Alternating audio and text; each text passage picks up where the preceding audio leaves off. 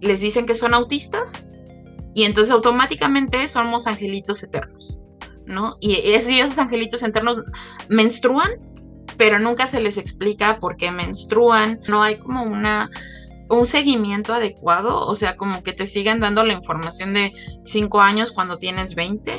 Definitivamente el ser mujer y además tener discapacidad hace que, pues, que el acceso a la información sea mucho más complicado, y sí tiene o sea, bastante importancia negativa ahora sí que la infantilización, y sobre todo pues de la mano de la infantilización es que para empezar hay personas que simplemente no nos consideran como personas, para empezar por ahí, y luego quienes sí nos ven como personas piensan que somos asexuales. Las personas con discapacidad, o sea, tienen derecho a ejercer su sexualidad o no, de la manera en la que quieran. La menstruación aún es un tema tabú para mucha gente. Sin embargo, es un tema del que poco se habla con las personas con discapacidad, pues en ocasiones son infantilizadas y debido al capacitismo no se les informa sobre temas de derechos sexuales y reproductivos. UNICEF señala que las niñas y mujeres con discapacidad tienen más dificultades para vivir una menstruación digna, pues sufren un doble estigma, primero por el secretismo y otras convenciones sociales en torno a la menstruación, y después por vivir con una discapacidad. En el imaginario colectivo, el que las personas con discapacidad, independientemente de qué capacidad, siguen este imaginario colectivo, la idea de que las personas con discapacidad, independientemente de qué discapacidad, no son personas sexuales.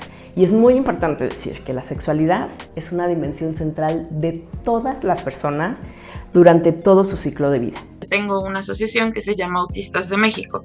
¿Y qué pasa con esa asociación? Pues de pronto nos damos cuenta que más que una cuestión de accesibilidad, de tener como el producto físico, es una cuestión de falta de información sobre cómo manejar la gestión menstrual en mujeres con discapacidad psicosocial, ¿no? Bueno, mujeres y personas menstruantes. No se sabe qué adaptaciones tienen. Hay muchas circunstancias que involucran la menstruación que tienen que ver con el dolor. Las personas que tienen que ver con el dolor, con los productos, con la sensibilidad, con información, etcétera, ¿no? Entonces, sí, de manera muy recurrente se suele infantilizar, paternalizar a las personas con discapacidad y un poco pensamos que, no, ¿por qué hablarles de sexualidad? No, ¿por qué mostrarles o hablarles sobre placer o hablarles sobre reproducción? O sea, al final también tienen este reconocimiento y deberían tener este goce y ejercicio de derechos sexuales y reproductivos. Por parte de las mamás, de las tías, de la abuela, o sea, de familiares, creo que es como un secreto a voces que te van diciendo como tips, trucos, etcétera. En México, solo 4 de cada 10 adolescentes con algún tipo de discapacidad recibe clases sobre educación integral sexual en un formato o contenido accesible para ellos, ellas y ellas, de acuerdo con la Encuesta Nacional sobre Educación Integral en Sexualidad EIS en Adolescentes 2023. Además, las adolescencias con discapacidad son quienes menos logran resolver sus dudas respecto a estos temas. El 32% dijo que se debía a la pena y el miedo, mientras que el 19% afirmó que era porque no hay suficiente información durante las clases.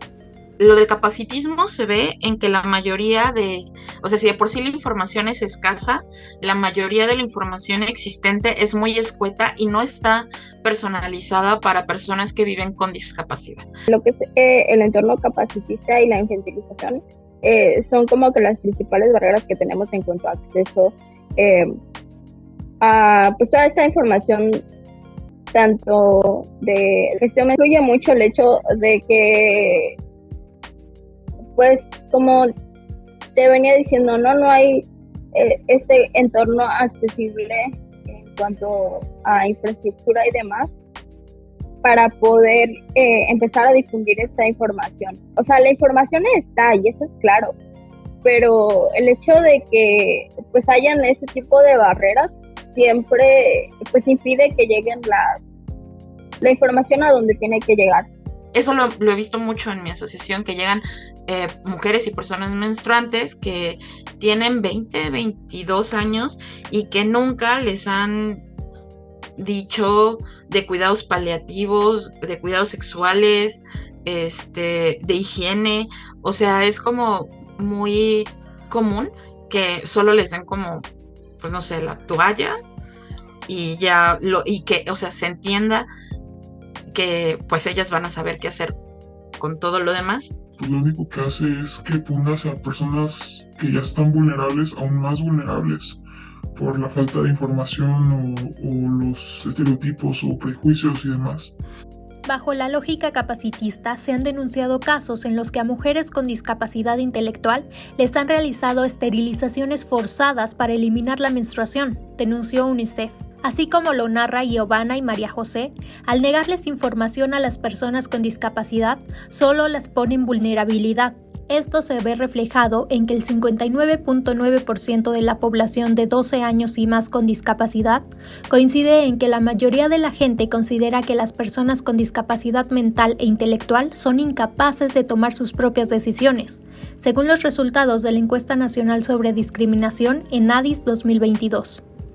Al no contar con suficiente información sobre la menstruación, las mujeres con discapacidad han tenido que encontrar por sí mismas formas de explicarla y de tener una experiencia más cómoda. O como tengo dolor crónico, y por lo general, o sea, diariamente tengo dolor de espalda, la menstruación lo único que hace es agravarme el dolor de espalda. Y yo recuerdo que incluso antes de adquirir esta enfermedad autoinmune, sí me dolía la espalda antes cuando menstruaba, pero, o sea, definitivamente noto un cambio entre, pues, antes de los 15, que no tenía esta enfermedad y ahora, ¿no? Pues yo, por ejemplo, soy de flujo demasiado abundante. Molesto para mí es el hecho de pues terminar manchándome por lo tan abundante que es debido a mi discapacidad, y porque también de alguna manera yo no he buscado otras opciones de productos de higiene menstrual, pero pues yo uso toallas sanitarias, ¿no? Entonces pues a veces sí es un poco complicado como que tratar de acomodármela, sobre todo por la parte de atrás de la toalla para que no se termine filtrando la sangre de la menstruación. Que vivimos la menstruación de manera diferente, porque uno, o sea, puede ser que si tenemos una hiposensibilidad interoceptiva, no distingamos el dolor menstrual de un dolor de estómago o de un dolor de rodilla. O sea, puede ser tan diverso como eso. Y es muy difícil darte cuenta o cómo paliarlo porque no sabes cómo expresarlo o qué es específicamente lo que te duele. De acuerdo con datos de la primera encuesta nacional de gestión menstrual realizada en 2022 por Menstruación Digna México, ECITI y UNICEF, el 16% de las mujeres encuestadas tiene dolores muy fuertes asociados con la menstruación y al 4% los dolores les resultan incapacitantes. Mientras que el 44% de las mujeres y personas menstruantes toma medicinas e infusiones para aliviar el dolor, el 22% descansa todo el día. Y creo que ya hice pases con que es doloroso y no me gusta y no lo disfruto, así como no disfruto las multitudes o como no disfruto que la gente me hable sin previo aviso. O sea, así como no disfruto muchas cosas que me dijeron que tenía que disfrutar. Durante su primera menstruación, tanto Giovanna como María José lo conversaron con su mamá por primera vez, al igual que el 71% de las mujeres encuestadas por Menstruación Digna. La primera encuesta nacional de gestión menstrual nos da un dato al que tenemos que ponerle mucha atención. Solo el 4% de las mujeres encuestadas se acercó a una profesora o profesor para obtener información sobre menstruación. Esto nos llevó a preguntarnos, ¿cómo se informan las personas con discapacidad sobre menstruación? Pues sí, siempre fui a escuela religiosa desde la primaria hasta ya saliendo de secundaria, o sea, fueron muchos años. Y pues la educación sexual era, para empezar, binaria, nos separaban entre hombres y mujeres, y pues la información que le daban a los hombres, nosotras nunca la sabíamos, y igual al revés. Justo como es una cuestión que se ve que es de mujeres, los hombres no tienen ni idea y pueden ser muy crueles. Esos niños de pronto me robaban las toallas para jugar o para burlarse, o sea, y luego la angustia que yo tenía y ahora que me pongo, ¿no? La primera encuesta nacional de gestión menstrual reveló que en México el 11% de las mujeres ha sufrido burlas o bullying de parte de compañeras, compañeros o colegas, mientras que el 73% de las mujeres encuestadas estuvo de acuerdo en que la menstruación es un tema que debe enseñarse tanto a los niños como a las niñas. Yo creo que la mejor manera de acceso para nosotros, en específico si queremos saber algo de educación sexual integral o de sexualidad o de derechos sexuales y reproductivos, pues es la búsqueda propia, o que incluso dentro de las familias se empiece a hablar de estos temas, porque yo creo que si no se hablan dentro de las propias familias, o nosotros pues no buscamos, no hay manera de que podamos acceder a esa información.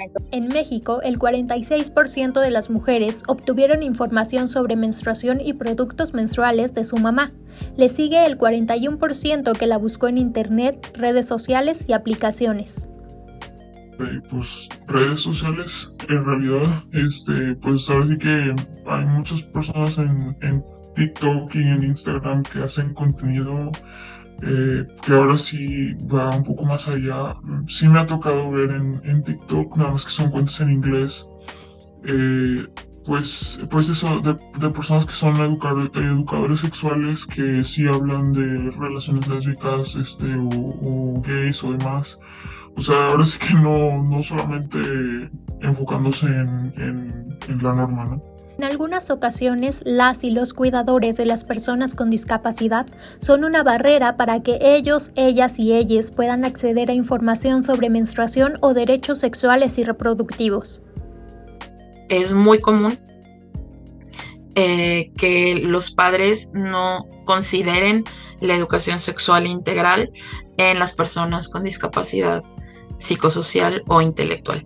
Piensan que porque la persona tiene una discapacidad, entonces no tiene interés en reproducirse o no tiene derechos sexuales o no ejerce una sexualidad, mucho menos hablando de una cuestión tan natural como la gestión menstrual. A veces el problema de la falta de acceso a la información va más allá de la infantilización, cuando son las y los cuidadores quienes no cuentan con la información necesaria. Esto es una cuestión social que no puede perder parámetros de transversalidad. Muchos cuidadores son mujeres, la mayoría, como lo sabemos, o sea, los trabajos de cuidado se ejercen por mujeres, pero también hay cuidadores varones que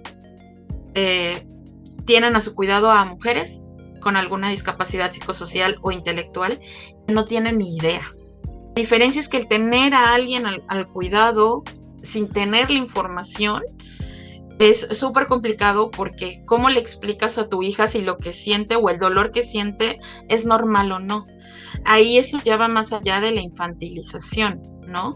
O sea, es realmente una carencia total de la vivencia de la menstruación. Las mujeres y personas menstruantes con discapacidad también se enfrentan a la invisibilización en diversas instituciones, pero principalmente en el sector salud.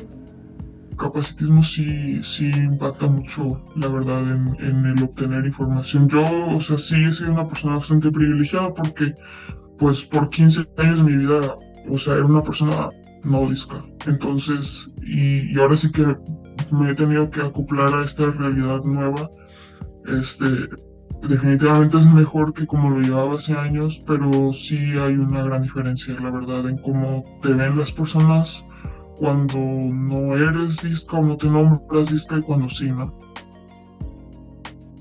Médicos, pues de alguna u otra forma perpetúan, ¿no? Porque en el momento en el que tú les dices que tienes una discapacidad, si esta no es de movilidad, y al no entender qué implica tener una discapacidad psicosocial, entonces te invalidan de muchas formas. En 2022, el 17.2% de la población de 12 años y más con discapacidad percibió que le discriminan mucho en los servicios de salud, pero sobre todo a las mujeres.